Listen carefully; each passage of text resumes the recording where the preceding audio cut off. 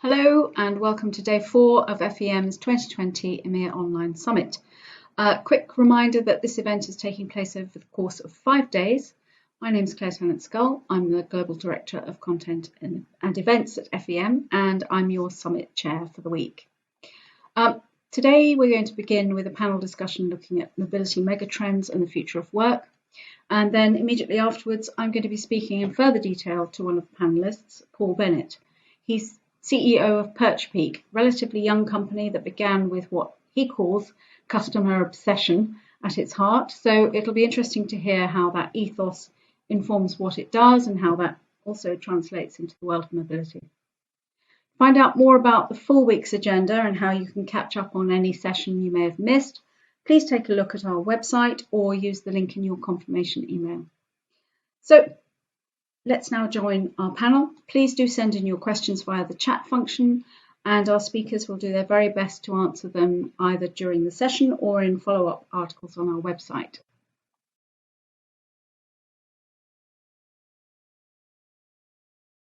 Right, hello and welcome to our panel discussion today. We're looking at mobility megatrends and the future of work. My name is Claire Tennant-Scull. I'm the Global Director of Content and Events at FEM, and I'm delighted to be joined by our illustrious panel today. I'm going to ask them all to introduce themselves. So I'll start with you, Efrat. Hello. Hi, I'm Efrat Conforti. I'm based in Amsterdam. Until recently, I was the Chief People Officer in Oyo Vacation Homes and now in transition. Very experienced from the HR point of view and the business point of view in anything to do with global mobility. Thank you, Efrat. Hello, Paul. Paul, you're joining us from Greece today, I believe. I am indeed, Claire. I am indeed not based there, sadly, but I currently here. I'm one of the founders of PerchPeak, a digital DSP that aims to help people live anywhere in the world, and when they're allowed to move around. And looking forward to the chat today. Thank you, Paul. Azibi, hello. Hi, thank you very much. My name is Azibi Agomo. I'm based in London. I'm Global Mobility and Immigration Senior Manager at Equinix. I lead what we call the consultative arm of global mobility at Equinix, globally responsible for day-to-day mobility and consulting with our business leadership. Pleasure to be here. Lovely, thank you. And hello, Chris. Hi, my name as well. I am in sunny Norwich right now. So my name is Chris Blair. I work for a global insurance provider called Aviva, and my role is Global Mobility Manager with a specific focus on function redesign and changing the function from an administrative policy kind of directed function to a consultative, more business partnering function. That's my role. Okay, thank you. So very pertinent to our discussion. And Cyril, hello, Cyril. Good to have you here. Thank you very much. Good morning, everyone. My name is Cyril Brunichmeier. I work for ECA International, and we provide data and software solutions and consultancy services to our clients for all of their comp and ben and expat remuneration needs. And I'm a key account manager, and I look after our largest Dutch and German clients, predominantly the ones who take our assignment management software system. And very much indeed, like everyone else, looking forward to the chat. Great, thank you. Where are you speaking to us from today? I am at home in Twickenham. So you are UK today? Yes, right, fine. Correct. Yes, right. Well, thank you very much. I was just going to say that, I'm afraid the COVID crisis is unavoidable in this discussion. We can't really talk about the mobility industry without examining its effect. And of course, we're all going back into more severe lockdown, I think, in Greece and in the Netherlands and the UK now.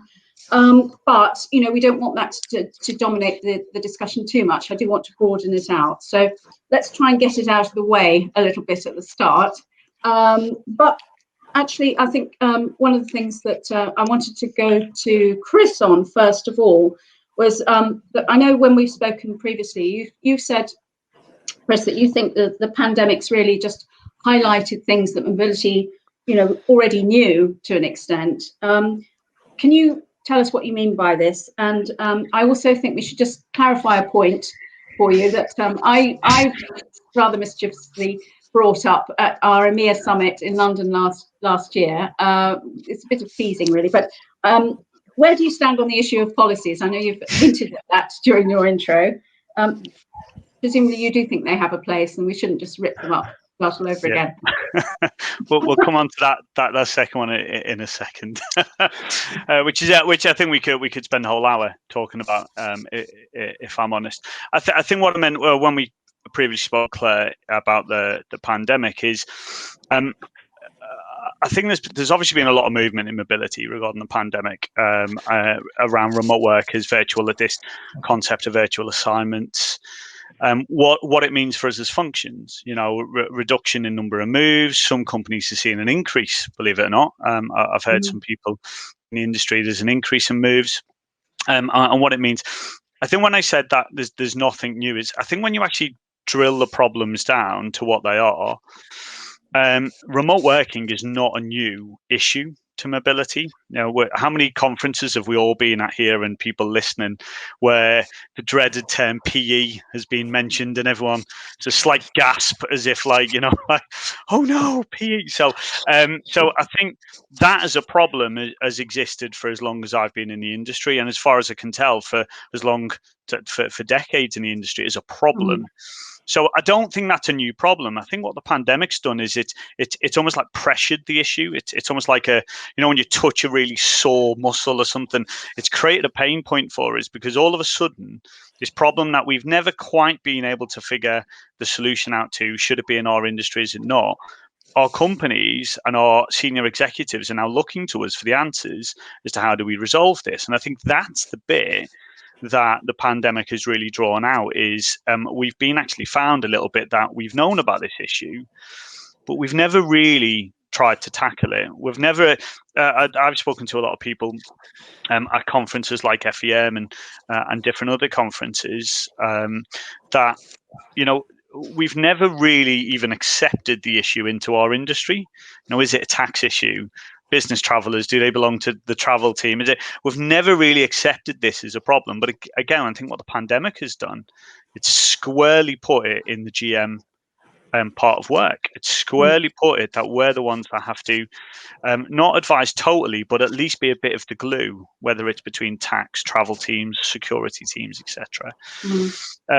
And I think in terms of the other challenge that we're seeing in the pandemic, whether it's a reduction in cost or not a reduction in cost, a reduction in moves and an increase in moves, is I think the conversation then becomes around the same conversation that's happened a lot, which is around cost efficiency. And if moves go down, yet you're spending on tech systems or on vendors or on other contracts, there's a question that gets asked to the mobility team in terms of value. If moves go up, again, depending on where your program is in terms of development of vendor relationships, technology, efficiency, there's still a value question. And again, I think that question's always been there. I don't think we've ever solved where is the real value of the mobility function? What's the purpose? Why does it exist? So that's what I meant about the pandemic. I think when I see the problems, it's not to belittle the impact on our roles that we've had during the pandemic at all, but it's to say that the actual problems themselves, we've got an opportunity here to really turn this into something where we can actually fix some of the problems that have been long-standing for quite some time in the industry. I believe it or not, I do attend a gym, and the gyms had to close because of the pandemic. And one of the values of the gym is we win the day, and that value is about saying, regardless of what hits you, we're in control of how we respond. And I guess there's a bit of that for GM. There's a lot of kind of potential impacts on us as an industry, and how do we respond in terms of kind of seeing opportunities and seeing ways to actually develop our understanding in our industry. So I think that's what I meant by that. In terms of policies, I think ever since my session last year at FEM, I've been widely known as the guy that hates policies. So I think I do want to reframe that. We've got to understand the purpose of a policy. instead of saying, "Oh, do you like policies? What is the point of a policy?" And therefore, where is it applicable? Now, when I hear people talk about policy, it's about, in our industry, it's about control, whether it's control of cost or control of assignee. And I personally don't feel that's a policy position. I think what a person should benefit from, or what they need on an assignment, that for me is not a benefit position, is not a policy position. I think things like whether you claw back cash at the end of an assignment, what do you do if somebody is needs to be disciplined on assignment? What do you do about redundancies on it? All of them legal elements, policies absolutely have a place. Compliance, in making sure that as a company we're by the law of the land we're in, we are submitting to that law. That is where policy really adds value. What I was certainly saying at last year's FEM conference, and what I've had a number of conversations with people in the industry about, is instead of just blindly going into, we need a policy, we need a short-term assignment policy, we need a lump sum policy, we blindly go with whatever faddy phrase is going on in the industry. Do you truly look at your own role and your own corporation and look at the commercial viability of your program? Are you looking at how much your program costs? Are you looking at, is your company's current position one of cost saving? Because if it is, then your approach needs to follow that. If it's one about employee satisfaction, then your approach follows that. The moment you stick a rigid policy, and I would argue policy is rigid, policy is not fluid. Policy says that's what you do, that's what you don't do. The moment you do that, I would argue you start to lose some of the value in aspects of mobility. So when it comes down to understanding business rationale, development of talent management, all of these things that we talk about, I would argue on a loose policy framework, and I'd actually argue more on a guidance framework than I would policy. Now, I know in COVID we're sick of frameworks, aren't we, in guidance, because it's just not clear. But I think in this case, make sure you create a clear framework and guidance, make sure you develop your understanding of your purpose of the function, and then let policy be in your function for what its intended purpose is, which is the real hard and fast legal positions, the compliance positions. Allow that to be where the value sits, but get values from elsewhere with flexibility. We do not want to be spending on a graduate what we spend on our CEO in a move. And that's where policy becomes incredibly restricted. We don't, because the return on investment between the two of them are radically different. So that's just to clarify. But we like the teasing anyway, Claire, don't we? So, I still haven't had that dance at the FEM ball off you, but we'll leave that another day. Oh, if only, yes. I know, yes. Well, I'll hold you to that, definitely.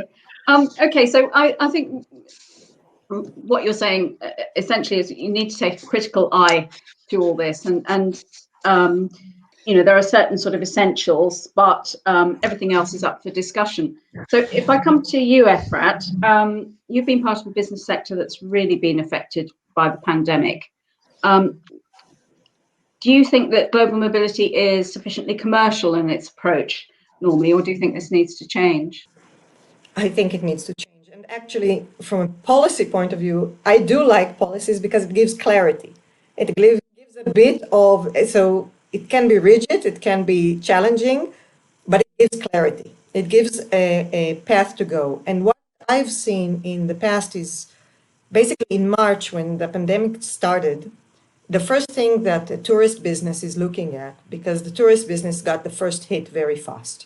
Then came the entertainment, then came the hospitality, but the tourism was the ones that had guests out there in lockdown. And how do you deal with it, and what do you support them? So the mobility was suddenly not just for employees, but it went to another sector that was never addressed. How do you mobile your guests from one location back home? And then you saw the spending. So it comes into it was gradually seen how the spending on mobility, on internal, especially internally on employees, was not connected to the business. It was went without any connectivity with the business. And in our pre-discussion, we talked about the sit in the table and the fact that people say, I want to sit in the table. And I'm saying, yeah, if you are sitting at the table, you understand the capital, you understand the money, and you start treating the mobility, whether it's internal employees or guests like we needed to deal, you start treating the money as if it's your own money. And that created a huge change in the policies, in the way of thinking. It's not about cost efficiency, it's about, hey, it's our work as well. It's not just the employees we are serving. It's not anymore just a service group, but it's actually the life of the company. Yes, sure. I think you said before too that you're quite a fan of self-service lump sums and using technology to administer those kinds of programs. Absolutely. Absolutely. So some vendors will not really like me for that matter, because they will say the service and the support that we want to give in a face-to-face or one-on-one is not always the approach that we give, because we say sometimes it's easier just to give a non-policy, or yes, you can connect it to a policy, a lump sum. Okay, you move from one place to another and we will support you, but we will support you with cash. We will make sure that you have the cash, you spend it as you want, but this is what we are supporting. That's one way. The other way is to ensure that there is good technology that allows self-service. Self-service from everything, from the point of view of the checklist. This is what you need to do when you onboard an employee in general. To, this is what needs when you are moving. When you are moving from one territory to another. When you're internally moving in the company, even if it's in, so for example, the Netherlands. The Netherlands is a small country, but still big. So if someone is moving 150 kilometers away, still need to do some things, registration, support, new registration to new schools, all of this needs to take place. From the small to the big, technology is, I'm a big fan, because the checklist can be adjusted and can be given to the employee to do in their time, in their tempo, with money that we provide, versus a person that takes them by the hand and not always gives the good service and usually costs significantly more. Yes, they take ownership of it, presumably. Oh, yeah. Too. Yeah. Okay, all right, thank you. I'll come back to you again if I may in a little while. But actually, that brings me quite nicely to Cyril. I'd like to hear from you, Cyril, because obviously technology is a big component of what you do and how you support your clients. Can you tell me a bit about what you're seeing with your clients in Europe, and are they reviewing their policies? Are they cutting back? Is technology playing a greater role at the moment, do you think? Yes, it is. There's several questions in there, or there's several answers to those several questions. So when it comes to technology, absolutely. And to echo what Chris said, this isn't anything new or COVID related. Technology, or the use of technology in global mobility, had been massively on the up, even way before that, since years ago.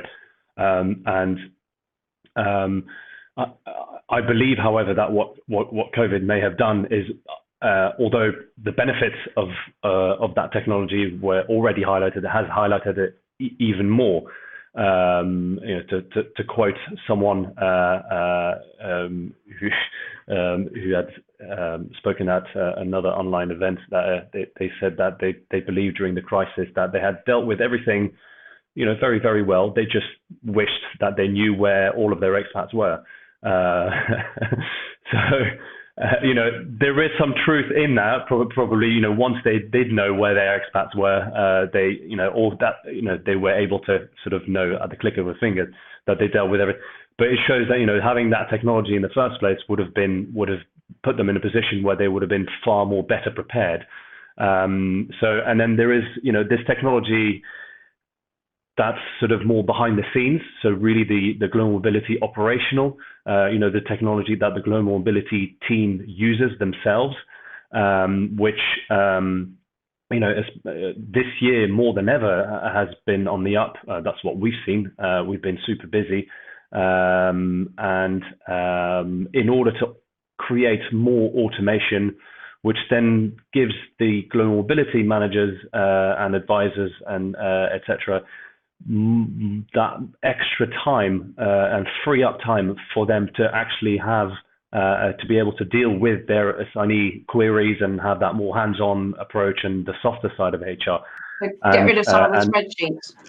The spreadsheets and all of the manual work, and salary review comes, and oh my god, and it's going to be another 3 months, and check and recheck and double and triple check, and technology has been there for years for in order to speed up those processes. So that's kind of more the behind the scenes, but then there's also the technology that assignees themselves use, which Efrat, you were talking about just now, and putting the assignees in the center and the employees in the spotlight, and give them the ability to use the technology out there in order to make their lives easier. In certain instances, that's possible. In other instances, not everyone is open to that. Not every expat is open to doing that. Not every location in the world, they won't be in a location all the time where they will be able to do that, etc., etc. But technology definitely on the up, and as a software provider, we've COVID, no COVID, the line has been going in one direction for many years now, and it has become even steeper now. In terms of policy reviews, we've seen a lot of that as well. Sorry, Chris, but it was a lot of clients, and what is actually pleasant to hear, or what Chris might find quite pleasant to hear, is that they seem to be reviewing their policies, but not really in a sort of robotic fashion. Let's try and cut costs here, but review policies in order to perhaps get the business to answer questions that were never asked before. So not just cost related, but really, why do we send these people? So kind of really scratch beneath the surface a little bit more and make those policies therefore a little bit more valuable. So yes, policy reviews, how many allowances do we give? Is it lump sum and all of that kind of stuff? But also, what type of assignees why are we actually sending these people? Do we really need to send them there? Why are we sending them for? Really asking the whys rather than the whats and the hows. Yeah, almost reimagining global mobility. which is fantastic, and that's that personally I have found quite a welcoming aspect of policy review, and that's something that at ECA we've been very busy with as well. Yes, sure. Okay, thank you. I mean, I wonder whether this is sort of to all of you, and Azibi, I want to come on to you actually in a second. Whether it's the case that employees are embracing technology more at the moment, or whether we've all become a little more technologically literate over this past, in the last 8-9 months or whatever, that we've had to embrace these online meetings and so on. Or whether it's actually that, we had assignees who were just used to having somebody else deal with these things. And there tends to be a view that, it's sort of technology versus the human, but it's not quite like that really, is it? I don't think. Azibi, Equinix is a tech company, so presumably most of your employees are already reasonably adept at using technology. Yeah. But have you seen things change in this time? And, what do you think about the role of mobility? Yeah, I think that's fair. Being essentially a technology company, empowering interconnection between businesses, everyone sort of woke up during the pandemic and we're like, ooh, wow, Zoom. And, we can do this. I'm like, well, we've been using this forever, right? So we're used to working like this. And equally, we're also used to remote working where required, where it makes sense. Most of us work a couple of days from home anyway, and that's just by choice, and it's all built in. I would say that definitely the scale of the use of the technology, the scale of the embrace has definitely increased as a result of the pandemic. That's because whereas perhaps it was 30% right? It's now gone 99%, right? Because we can't really be together to that extent. And so definitely there's been a greater embrace of technology. It's a necessity, Yeah, right? and I think just to add to that, sorry to go across, Azibi, is like, I think for a lot of companies, they were maybe nervous to allow people to remote work as often as the employee would potentially like, whereas obviously coronavirus has sort of forced the issue somewhat, Yeah. and now the cat's somewhat out the bag, and employees are like, well, I've been working very successfully remotely for the last 8-9 months, and companies therefore sort of have can no longer say, oh, it's just so much more effective being in the office the whole time. And therefore, for us, it's, the technology has been there. It's more just adoption from the company side. And that's something we touched on, sort of forcing a reimagining of policies for employees that might want to move around of their own volition, and companies to think about, okay, we maybe don't need to send someone to like head up the bonds office in New York because there's no one in the office in New York, but there might be employees that are saying, okay, great, well, I don't need to be in New York anymore, I don't need to be in London, or I don't need to be in Dubai, can I go live somewhere else? And I think that company adoption of remote work has just been so preeminent, and you see that with all the companies coming out and saying they're going remote first. Yeah, but at the same Could not time, agree that more. introduces all kinds of headaches for you, doesn't it, Azibi, or for the business itself? So Absolutely, kind of thrusts absolutely. GM to the fore, I guess. Oh, absolutely. I mean, I would say at Equinix, our experience has been that it's totally, as I said in a different conversation, it's made us famous, right? Whereas people knew we existed, and knew at this point, it's like we really have had to step up to the plate to sort this out. Because we have a situation, we've said a few things in this conversation about mobility not wanting to embrace, say, business travelers and the impact there and all of things. I totally agree that a lot of the issues we're seeing have always existed. But what this has done is the sheer scale of it. It is so much more of an issue as to be an issue, right? We've had to respond to this, cover your ears if you must. We wrote a policy about it. We're never going Again, to I live just this down, want to. Chris. You can't escape, Chris. You can't escape. Everyone watching this, I have no problem with policy. Yeah. I'm sorry, I had to do it. I know. But on a more serious note, we have found that it is necessary to do this because there are so many people that have woken up now to say, we have successfully worked remotely once we've been locked down. Therefore, we can and want to work remotely in these various locations. And we're talking internationally. And yes, that triggers a whole bunch of issues: immigration, tax, both personal and corporate tax issues, social security, labor law issues. Can you continue paying a person what they're paying here, whether over there? How about the exposure to labor law in that? Employer risk. To what extent are we liable for if they get hurt in that location? What infrastructure do we have to take care of them? A whole range of issues are raised by this, and we found it necessary to wrap our arms around this. First of all, find out where our people are, and then understand that this is not something that's a blip. This is the start of a new trend. This is where it's going, right? And in order to get our hands around that, we can't deal with it on a case-by-case basis. Our approach has been, okay, let's understand as a company, how do we want to deal with it? What's our philosophy? And let's put in place a policy with enough flexibility, because I completely agree. If it's inflexible, if it's rigid, if it's academic, it will do you more harm than good in the long term.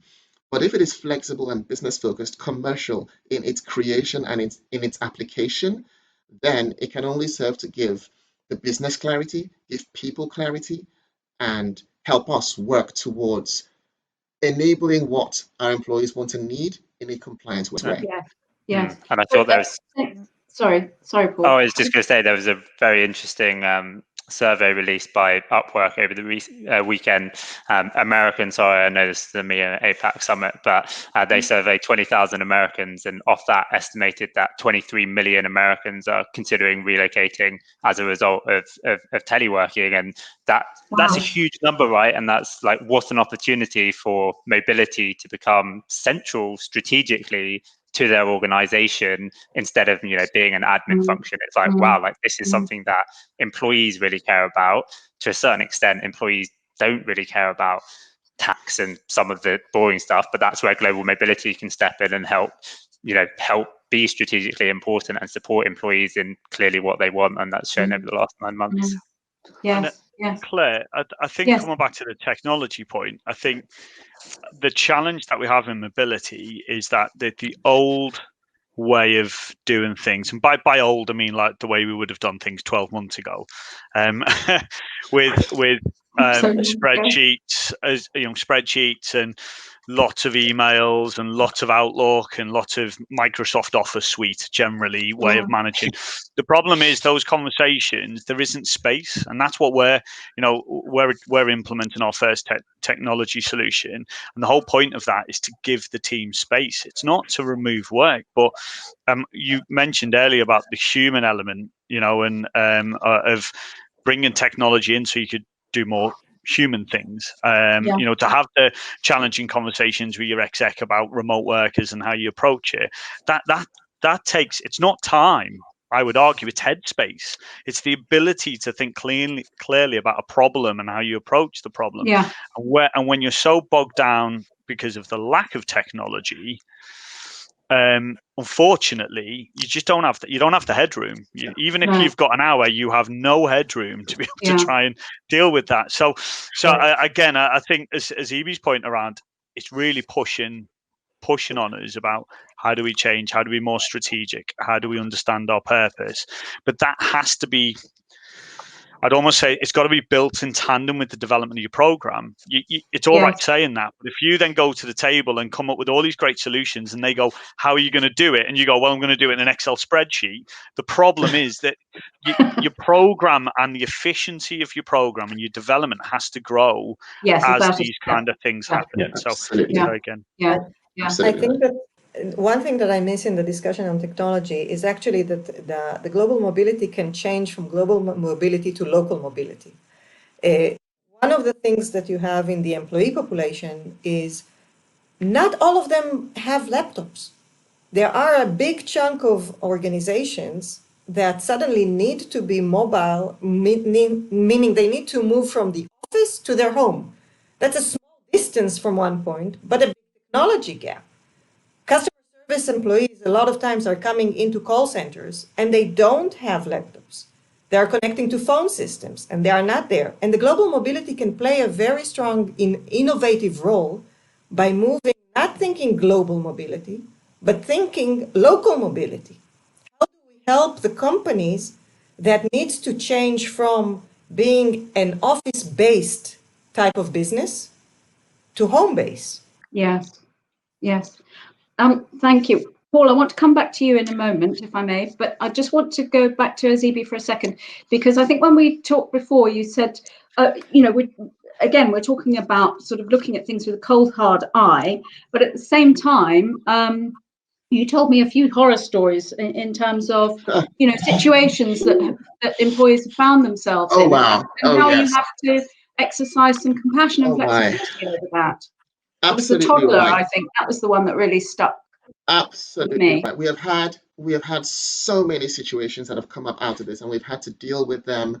And mobility has had to step up to not just be, we can't be transactional about this. We have to be very emotive, very flexible. We've had situations of people there was a situation of a person being stuck on one side of the world and his pregnant wife stuck on the other side of the world about to give birth with no family around, and trying to find a way to unite them where family exists, right? So that, and then understand the implications of that beyond that, because they're likely going to get stuck there, and what that's going to look like. We've had a situation of someone separated from their toddler in what was supposed to have been a couple of weeks and turned into months, right?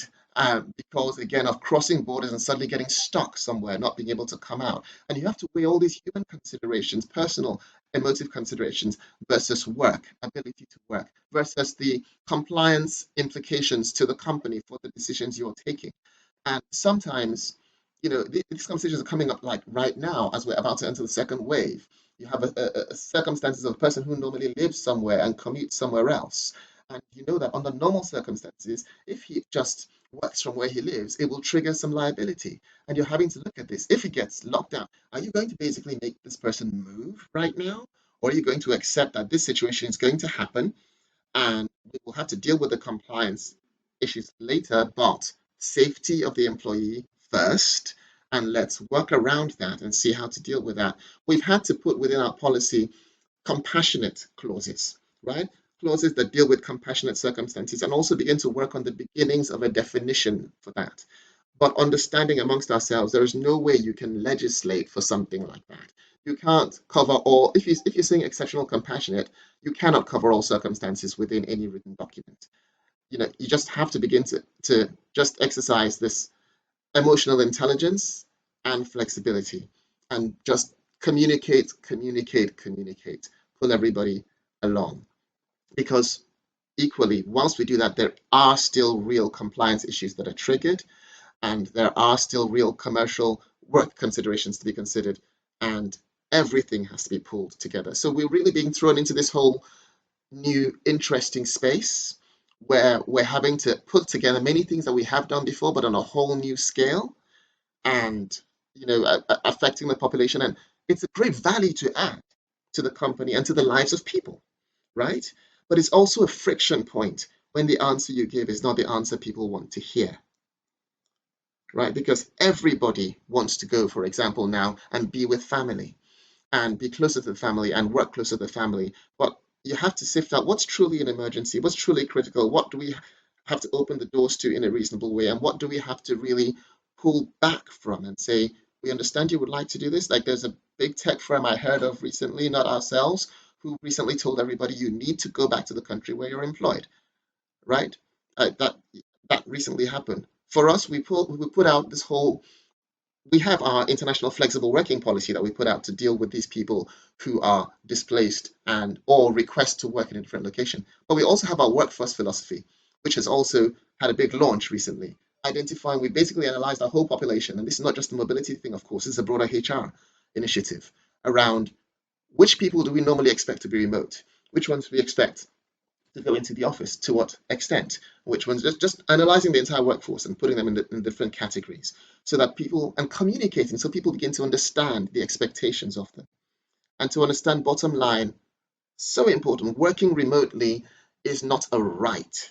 It's a privilege that's enabled and granted. The norm is you work where you're employed. That's the norm. That's the baseline. The rest is us all working together to see how best we can accommodate the requests, or how best we can react to situations that have occurred due to lockdowns, etc. Yes. Okay. All right. Thank you, Azibi. Paul, obviously a lot of what Azibi is talking about there in terms of the, the work from anywhere requests, the remote working requests must be music to your ears, I suspect. Exactly. And possibly a continuation of a trend that you're already seeing. But so much depends, as we know, as Efrat said too, on the kind of sector that you're in and the profile of the people that you're moving. And I think, your demographic is quite specific in a sense. But I'm actually also interested in what you say about that Upwork survey in the States, because some of it surely is also to do with cost of living. And if previously you had to be in New York for your job, we all know, New York, for instance, the cost of living there is enormous. If you can do it from somewhere else, you don't have to pay, the property prices and all those sorts of things. Then again, it's very tempting, isn't it? And that whole argument about being close to family and so on in these times when it's so much more worrying, that affects things. Tell us what you're seeing, because I know you've been working with companies like Microsoft and Dropbox, Google, and so on. Tell us a bit about your demographic, can you? Yeah, so I think for us, a lot of the people that we help to move are employee-driven moves where they're moving for lifestyle reasons, whether that's to be close to the family because they want to experience living somewhere else. And understandably, whether companies do that via a lump sum or via like completely unsupported or a small core flex policy, whatever it might be, universally, companies don't want to pay hundreds of thousands of dollars to help someone just, go live in the woods because it's a nice place to live, but they do want to support their employees, and from a duty of care perspective, and I think what you see in terms of the future of work is lots of companies saying, actually, there's a big opportunity for us to save money here by not having everyone live in San Francisco or New York. Yes. And that actually we can kind of get away with it being an employee benefit as well, because seemingly lots of employees don't want to live in San Francisco or New York. So there's this kind of opportunity where mobility can potentially actually save companies loads of money by helping employees move out of very expensive locations, but not just let them wander anywhere. You have to know where they are, obviously, for tax and compliance reasons, and then supporting employees, to make sure they have a smooth move. And obviously, we'd say they should use PerchPeak to help them find their home and get settled. But regardless, just making sure that that they're in a good environment to work from wherever they want to. And I think that in terms of it is quite a different type of move from traditional sort of relocation that says you have to come here, which is normally linked to strict business needs. But that's where we see a lot of growth in the future, right? Is all of those people that now are saying, I can pretty much live wherever, and forward-thinking companies potentially saying, yeah, we'll support that, but not with a 500 grand expat package or whatever it might have been traditionally. Okay, I'd like to, we haven't got a lot of time yet. We're going to go over a bit, but if that's okay with everyone, that's absolutely fine with me, because I think this is really interesting. I wanted to just cover something about the kind of the vendor landscape now and the relationships between corporates and vendors and how that may be shifting. And just coming back to you again briefly, Paul, you came to the EMEA summit last year, I think PerchPeak did, and you were kind of new to the global mobility space. So in a sense, you came with less baggage. I'd be interested to hear your observations as a sort of slightly outside of the industry. Yeah, well, as we discussed previously, we were very green when we came last year, and I remember listening to one of Chris's talks about the cost of a relocation, and saying like, oh, here's so many ways we can save money on a relocation, and it would only be like £80,000 or something, and we're like, oh my God, it's £80,000 to relocate someone typically. That is so crazy. And that's something that we sort of, I think when you're outside the industry, you don't necessarily think of all of the costs. And from an employee perspective, you don't necessarily expect them to, your employer to put you up in temporary accommodation in the middle of a city for 3 months or pay for a 40-foot container. And that's very much what you see when you go to sort of lump sum, or where the employee has to choose, is you see a slight sort of differing in what they are willing to pay for. And I think what we sort of, and this has been very much accelerated by COVID, is like employees are driving a lot of the moves at the moment, or employees are asking for a lot of the moves, and that's sort of forcing this change in terms of what perks or what support companies are going to give employees, and maybe that can't be as expensive as traditional global mobility packages have been. Yeah, okay, but I think Cyril, if I can come to you, because I know that senior talent is still there, still has to be moved. That's a major investment, as Chris said. You get a different return on your investment there.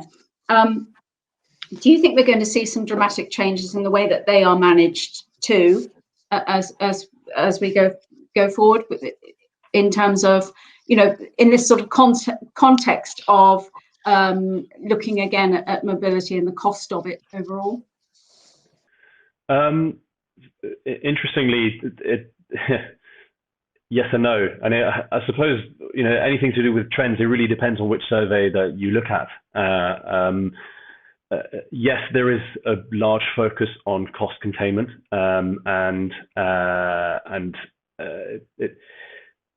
yes, the senior execs and the traditional long-term expat packages are they're extremely expensive, and that's where I touched on earlier.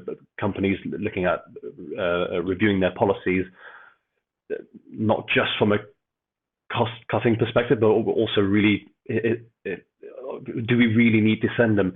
So I think even before COVID, long-term traditional expats were more or less on the decline, and there was a lot of the general trend was that short-termers were going to be the future, short-term assignments and commuters. And although that's probably still the case, quite interestingly, there are some companies I know who they having to go through the entire rigmarole now of sending someone, and with the quarantines and all of that kind of stuff and the restrictions only for 3 months. They're saying, actually, we're going to start sending people for at least a year. so that it's actually worthwhile. So back onto the long term and back to being more expensive. Then you've got to retain that talent, haven't you? When they finish that assignment, and that's one of the things that it's got to be more closely linked with talent management.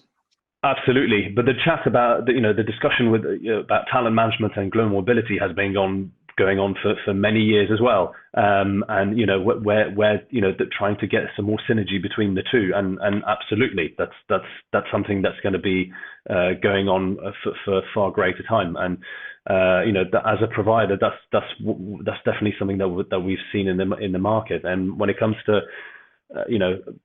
cost containment, there's a lot of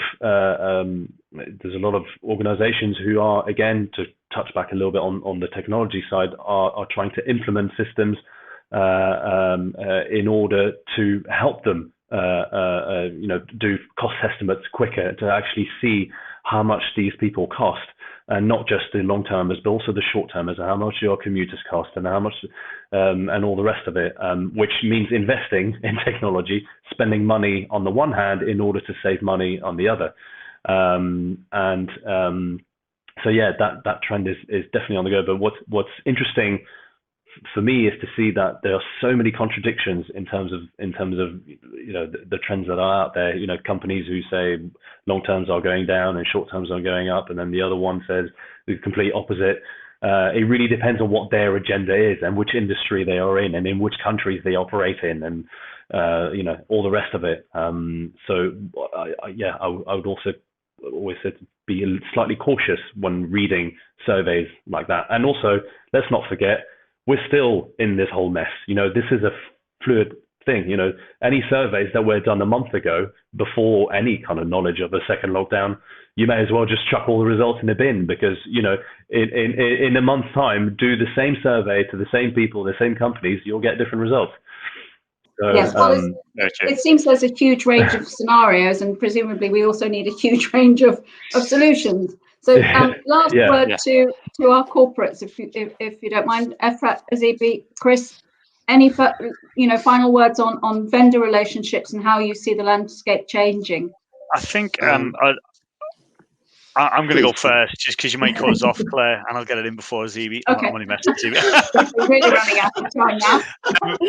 I think really quickly, I think through the pandemic, I've been acutely aware of how, as an industry, as corporates have cut our vendors to the bone. I've become acutely aware of that, where we've driven the price so low to the point that during the pandemic, our vendors have spoken. Now, we spoke earlier about mobility programs being commercially viable. Well, actually, for them to be commercially viable, our vendors need to be commercially viable. And we've got to realize that the relationship that we have with our vendors is not one of how low do you give us it for the best value. I think when we're driving that conversation, it's the wrong conversation. We've got to be talking about what's the quality and is the value there? Is what we're paying the right level of value? Is it commercially sound for the two parties going to a smaller or more fluid vendor? So I've been acutely aware of that, and we've had a number of conversations with our global vendors. And I think that's something that as an industry we have to be aware that we have contributed to the problem that some of our vendors by how we've done our RFP and procurement processes in the past. Yeah, there has to be understanding on both sides and a realization of the value of what people are doing too. Yeah. So Efrat and Azibi, last final words, if you don't mind. So we moved from vendors, we actually moved from the global vendors that are supporting a big range of support to actually looking into more localized things. So again, the lump sum discussion became more stronger, give the money to the employee for them to be able to facilitate what suits them. And one level below is that if we do need to give local support, then find the local people versus the big companies that usually are more challenged, more policy driven, less compassion driven, and being able to facilitate it on a one-to-one need, if needed. Yeah. Mm. Okay. Thank Yeah. you. Izibi. Okay. We've had to lean a lot more heavily on our vendors, and I would expect, again, like you said, there are different situations depending on whether you're looking to cut cost or whether you're booming in these times, and the solutions will and the reactions will differ depending on where each company finds itself in these times, and they are very, very varied. But we found ourselves having to lean a lot more on our vendors, rely on them for technology as well, and outsource a lot more so that we can focus on more strategic thinking, like you said, the headspace, get that headspace to work things out, and basically react and plan for this new normal and what we expect to come. So certainly a lot more reliance in terms of building the technology that we need, procuring the technology we need, and outsourcing what we need across the scale to get that support and help that we can react to this new environment and this massively increased scale of work that we've seen coming in as a result of the changes we're seeing in the world around us. Okay, great. Thank you. Well, thank you so much, everyone. That was a really interesting discussion. I think we drew out a lot of points there that were very pertinent, not just to the crisis that we're still having to deal with, but just as a whole. So thank you very much again for your time, everyone, and speak to you again soon. Awesome. Thank you. Cheers, Claire. Thanks for having us. Thanks Thank you very much. Cheers. Bye. Bye-bye. Many thanks again to Izibi, Paul, Chris, Cyril, and of course Efrat for such a lively exploration of the topic. Now I'm going to talk in further detail with Paul Bennett, find out about his experience at Google, how that led him to co-found PerchPeak. And as the company is a relative newcomer to the mobility industry, I'm particularly interested to hear how it's evolving and adapting to the needs of a new generation of assignees and indeed the corporations that manage them. So let's begin.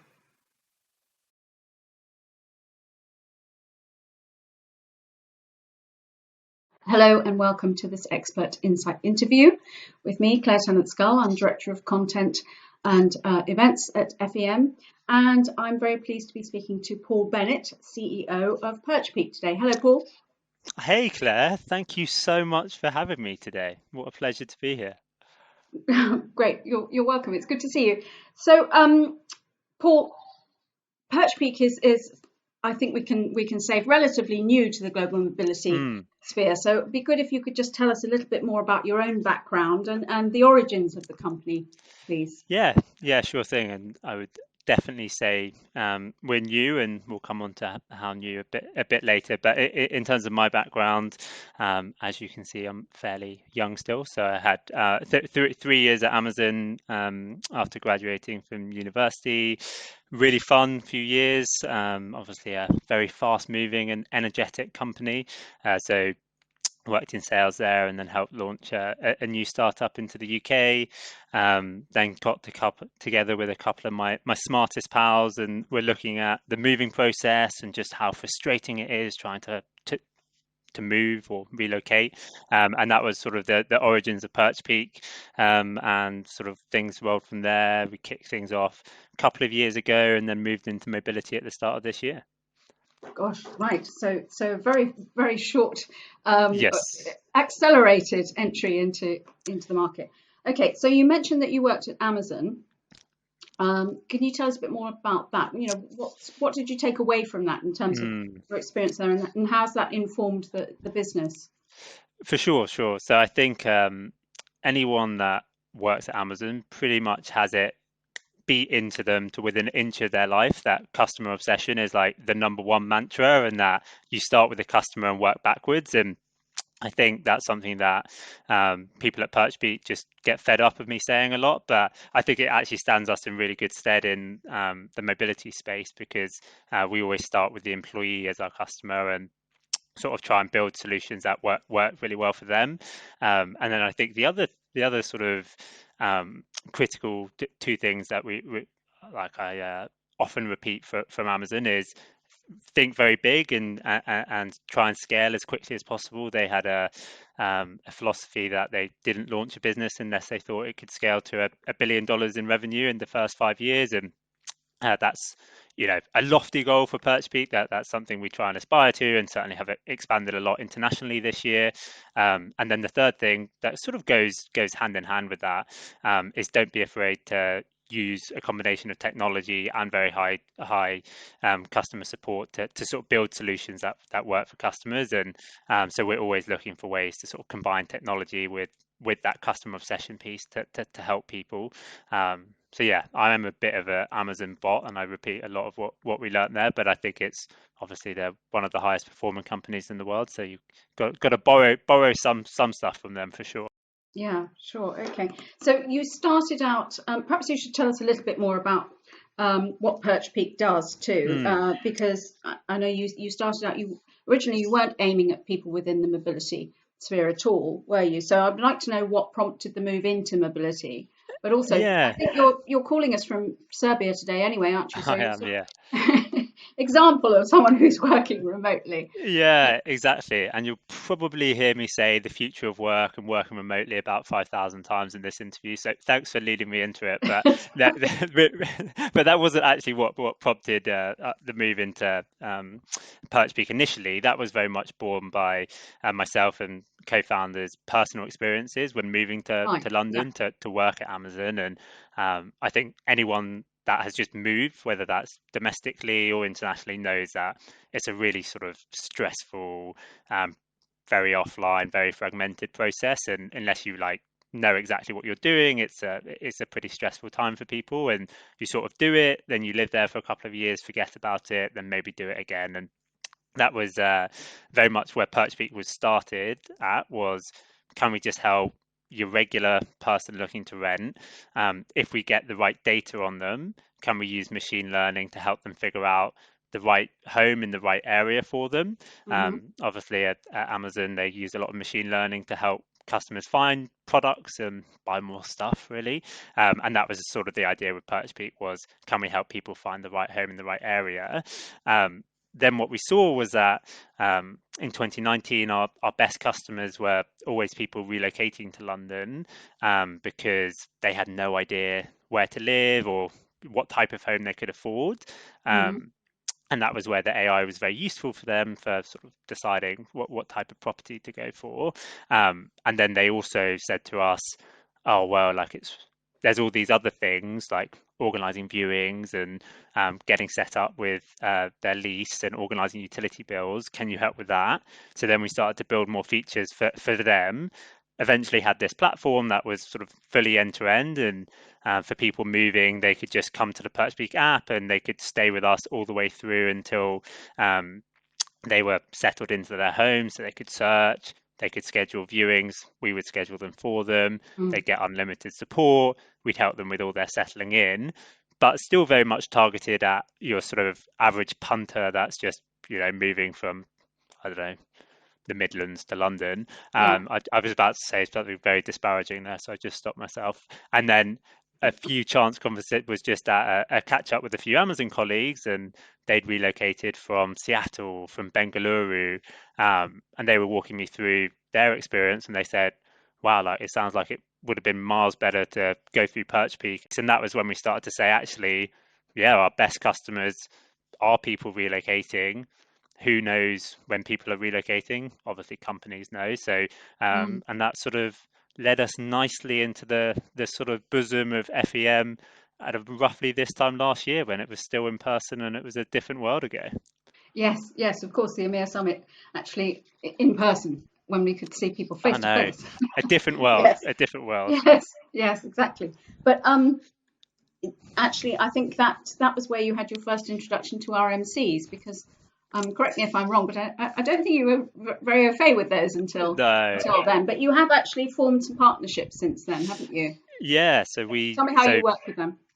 For sure. So just to sort of I guess continue the PerchPeak journey, and without boring everyone with the sort of orthography of PerchPeak, but we sort of had those conversations, started to look at, okay, how can we work with companies, and it was, sort of then found out about the world of global mobility. I'm not sure if we even really knew that term existed a year ago, and that sort of led us to FEM. And as you mentioned, we took a stand there and didn't really know what an RMC was, but then obviously we have some those of you that have met Harry, we have lots of parrots, and we sort of go around and chat to everyone and quickly learn about RMCs. And actually, I think regardless of whether it's an RMC or a company, what we learned was that we'd built a very, very good experience for anyone moving. So, we can guide them all the way through. So the employee experience was excellent.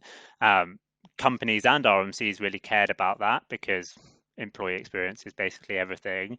And the cost of our service was sort of a lot cheaper than traditional, and sort of quickly learned that in the global mobility world, cost is quite a big deal, and that sort of enabled us to build some partnerships with RMCs, and they're kind of very effective partners for us because I think for two reasons. One, they obviously have excellent sales teams that go out and work with lots of clients, so you start working with one or two RMCs, and then you can work with all their customers, which is exactly, so we can stay nice and lean and just work with them.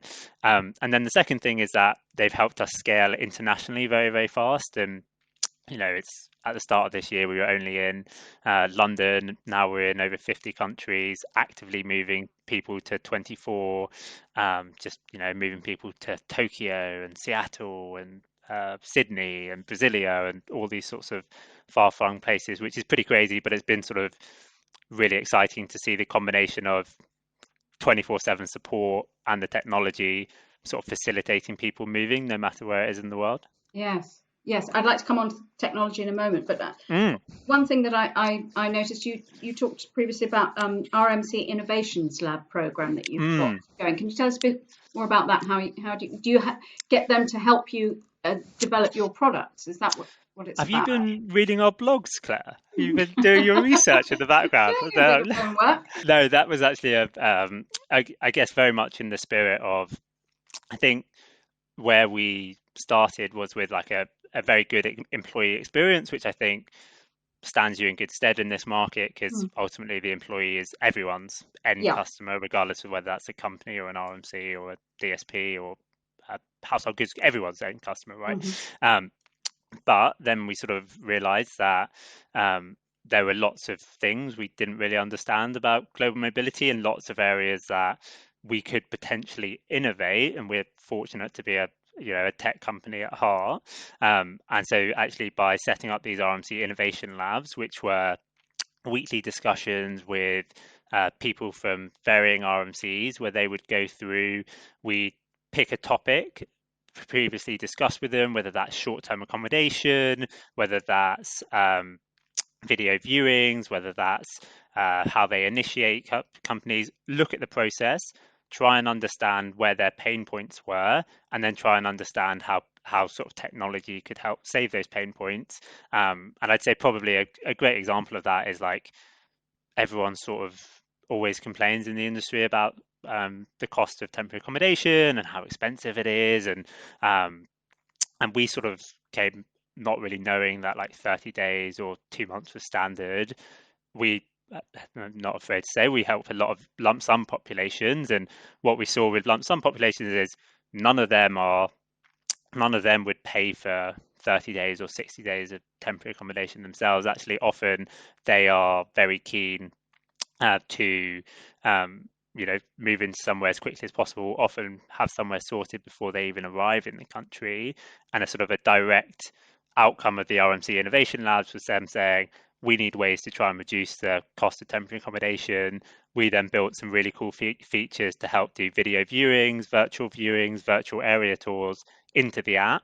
So now about 40% of our users are finding their permanent home just based on virtual video viewings. And that was sort of it was a great initiative set up by Tommy, one of our employees, and it was just really interesting to go and listen to the problems of like RMCs and then see how like technology could help solve them. And we're lucky we're a small company, so we can produce tech products quite quickly.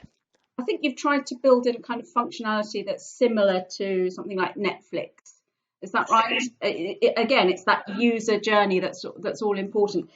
Can you tell us again, why is that so important, and how is that relevant to global mobility?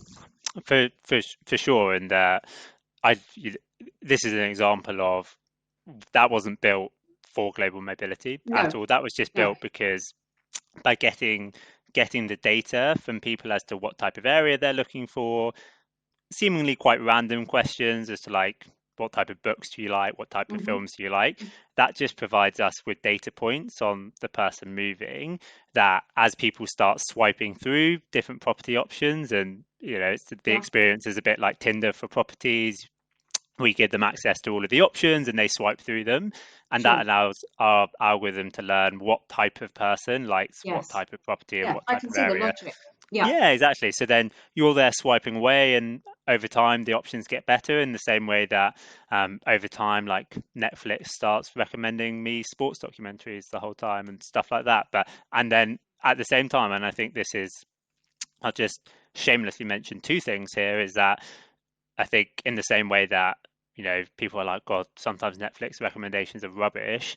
Like, it's not a catch-all, but and that's where human support is really important, and we provide 24/7 human support, which is easily the most popular feature of PerchBeat. But we can only do that because it's driven through the app. And if we look at where AI is important from a global mobility perspective, by recommending properties to assignees and employees that they actually like, are actually available, it reduces the amount of viewings that they need to go to. It reduces the amount of human support that we actually have to give at the end of the day.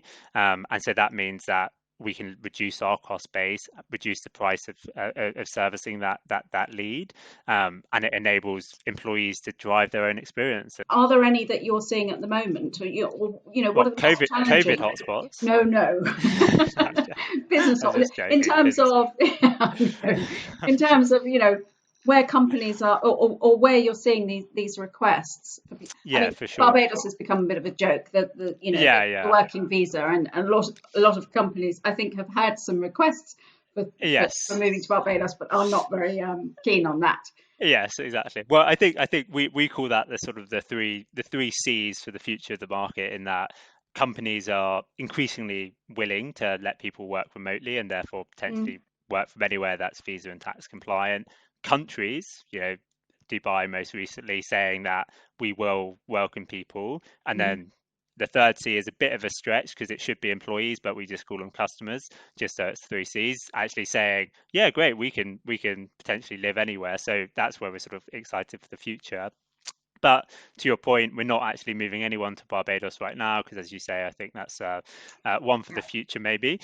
Where we are seeing a lot of movement is into Germany, and Germany domestically, I think, and it's a crazy market. Like, good luck to anyone moving to Berlin. That's all I'll say. It's like, I think one of the quite fun things when you're sort of speaking to different mobility teams, and you get to speak to such a global industry, and everyone sort of thinks their market is the fastest moving or the craziest or the most challenging to move people to. But I'd say in our experience, some of Berlin and Munich are two of the most challenging, just like they've got, without getting into too much of an economics discussion, they've got rent controls in Berlin, which has led to some pretty crazy outcomes in terms of demand for properties. Right. So that's and really bubbling. Obviously, the economy is very good. They're fairly pro-immigration still.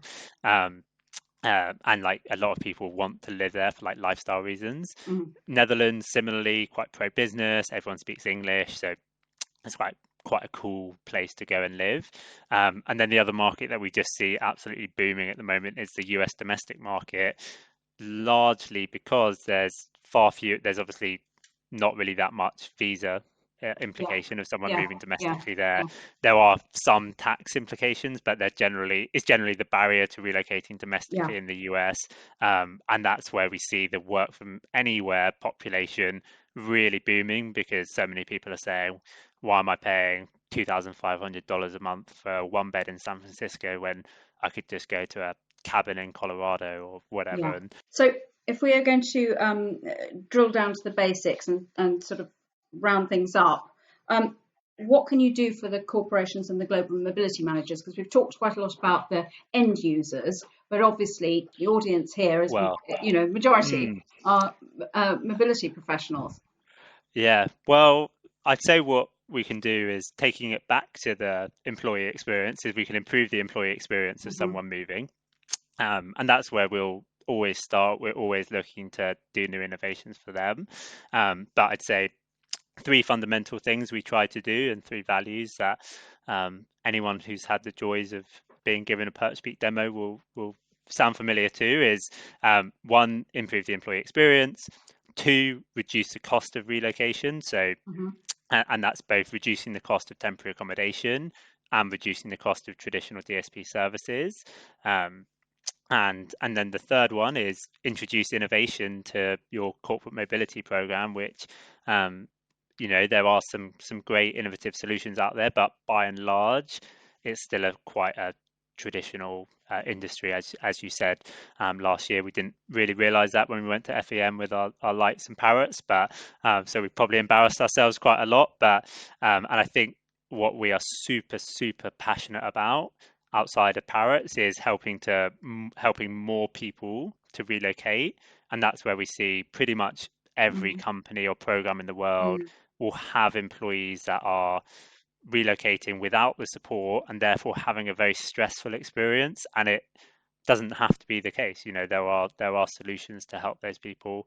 I think you're working in partnership with Centrepoint, aren't you? And I'm just interested in this sort of idea of your business model and how the company has evolved.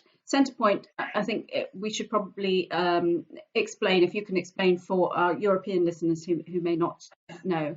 Yeah, for sure. So they're a charity that helps try and combat youth homelessness. So anyone 18 to 25 in the UK, predominantly in London, but also around the UK now.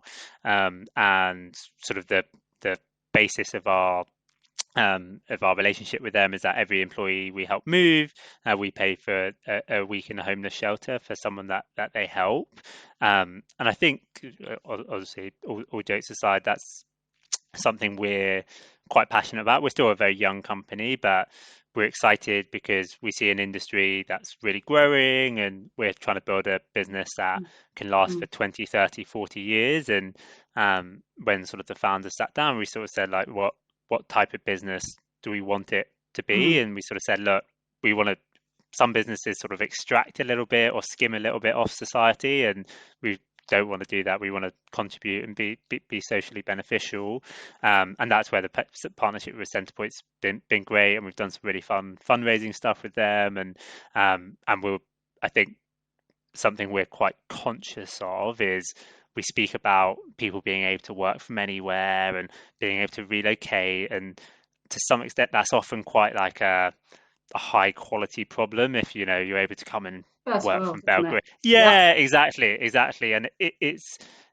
stepping outside the stresses of everyday business. It's like we're all quite fortunate in this industry to generally work for pretty good companies with dealing with quite high class problems, and actually sort of looking for opportunities to give back. And it's actually something we're looking to extend our network as partners, particularly for markets where we're moving a lot of people, just to try and give back to those communities. And it's something we love about the mobility space in general as well, is like people are just so friendly and responsive, and like just really care about being socially conscious as well. So that seems to be quite a nice sort of synergy between us and the industry.